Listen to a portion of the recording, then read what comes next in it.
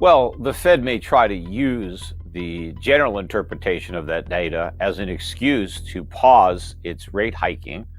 It's probably been looking for an excuse to do that for a while. And so I think it may try to hang its hat on the CPI numbers that are not quite as bad as they were. But if you look at the numbers, we're still looking at 5-6% inflation as measured by the CPI, which I think understates by design just how big the price increases actually are. So if the CPI says 5, it's more likely 10. So we have pretty high inflation, even if it's not as high as it was last year or 2021. But also, I think probably more significantly is the improvement that we've seen in the inflation numbers where they've come down a bit. I think that's transitory. I think that by the end of this year, or certainly by next year, we're going to see the numbers getting bigger again, and that ultimately we're going to eclipse the peak of year-over-year CPI that we've already seen. So inflation is not conquered, not even close. I think this cycle is just getting started, and we're going to see new highs in the year-over-year inflation rates. The inflation that we're currently dealing with, the Fed has been creating it for more than a decade. You really have to go back to quantitative easing 1 in 2008, 2009. That's where the Fed really started the money printing in earnest. And we're dealing with the delayed consequences of that now. I mean, inflation by definition is an expansion of the money supply. And so we dramatically expanded the money supply.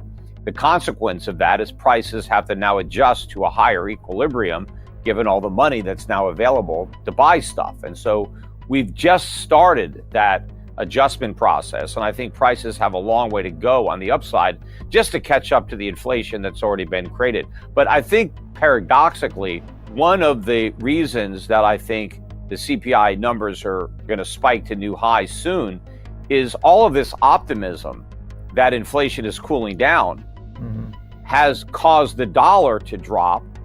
And I think the dollar will continue to fall. It's now down about 15% from its high last year, but I think it's on the precipice of another major decline. I wouldn't be surprised to see another 15 to 20% drop in the dollar between now and the end of the year. And I think that dollar weakness, which is a consequence of people starting to price out some of the rate hikes that they had priced in fact, starting to price in the next round of rate cuts. Also, the Fed has quietly returned to quantitative easing while pretending they're still doing quantitative tightening. So all this is dollar negative. And what's going to happen as the dollar weakens, that's going to push up commodity prices across the board, oil in particular, but lots of other commodities are now going to be breaking out to new highs. And it was the pullback in those commodities that helped bring down the headline inflation numbers. But I think when they start soaring to new highs on the back of a weak dollar, that's going to help drive those CPI numbers to make new highs. I mean, thanks to government guarantees and government insured deposits and the moral hazard that created, and the fact that for better than a decade, banks were encouraged by regulators to load up on treasuries and mortgage-backed securities, which they now own. And now that the Fed has finally raised rates, this portfolio is underwater. So banks are sitting on huge losses that they're not really marking to market because they're pretending they're going to hold these securities to maturity. But they really don't have the ability to do that because the customers are going to want their money back because the money is losing value to inflation. And they want to take that money and do something else with it. I mean, some people might want to just buy treasuries and loan it to the government at 4 or 5% rather than leave it in the bank at close to 0%. So the banks are going to have to sell these securities, and they have huge losses, which they can't absorb. And so they're going to rely on the Fed as a crutch. They're going to try to deposit these underwater securities for par at the Federal Reserve and then use that money to repay depositors. But, the banking system is a disaster. And, your point about are bank deposits safe? No, they're not safe at all. They're in, grave danger. There are two possibilities for your bank account. Neither of them is good. One is that your bank fails and you lose your money, right, or a portion of the money that you have on deposit. Alternatively, your bank doesn't fail because the government has bailed it out. And the only way that they could bail it out is if the Fed prints enough money to cover the cost, in which case you don't lose your money. It's still there in the bank, but it just loses a lot of its value, maybe most of its value. So yes, you can go withdraw it, but then take it to the grocery store. You're not going to be able to put much in your cart because prices are going to go up dramatically as a reflection of the loss of value of the dollar, because the Fed has to print so money to bail out the banks. We've been kicking the can down the road on this for many, many years. So it's long overdue. But, there's an old expression, how did you go broke? Well, slowly at first, and then all of a sudden. And I think that describes what's been going on with the United States. And I think that when the dollar crashes, it's going to happen abruptly. And the dollar's reserve status is going to be lost before anybody realizes that it's happened.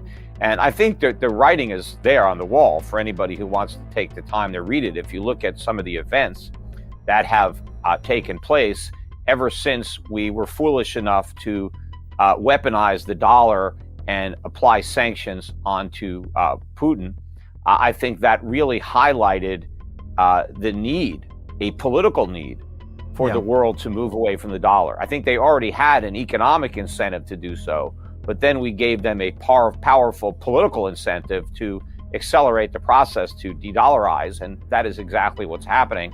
And most people don't have a clue to the degree to which the United States depends on that dollar reserve status, because our whole economy is built around a service sector.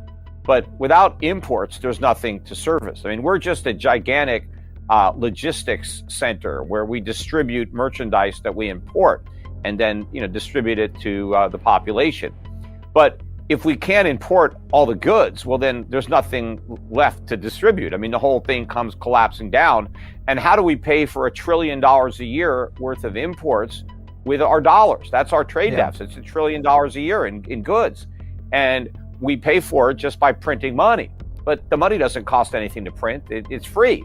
But all those goods require the expenditure of significant resources. Land, labor, capital goes into the production of these goods. And we basically get them for nothing off of the reserve status of the dollar. And the foreigners who are selling us all this stuff, they just take our paper and they buy treasuries or they buy mortgage-backed securities. But when that stops and the dollar crashes, Americans are going to be too broke to afford to import stuff. And we don't have the capacity to produce what we'll no longer be able to afford to import.